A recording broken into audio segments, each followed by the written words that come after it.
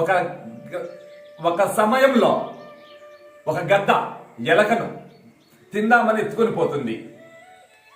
గిలగిల కొట్టుకొని పాపం తప్పించుకొని కింద పడటం ఒక యోగి పాదాల దగ్గర పడింది. మిత్రమా, అహంకారమే బ్రహ్మరాక్షసి.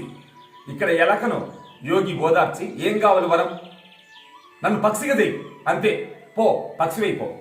పక్షి అయిపోతుంటే మళ్ళా జంట పక్షి తోడై గుడ్లు పెట్టింది. పిల్లి వచ్చి తినడం మొదలు.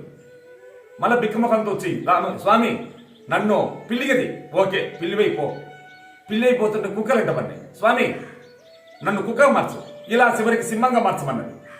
అయితే దాంట్లో అహం మమ ఆవేశించి ఈ బక్కముని లేకుండా చేస్తానని పంజాయత్ కొట్టబోయింది.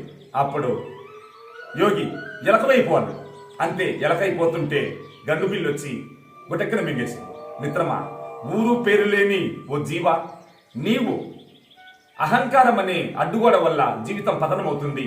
నిరహంకారమే శాంతి. ఓం స్వస్తి.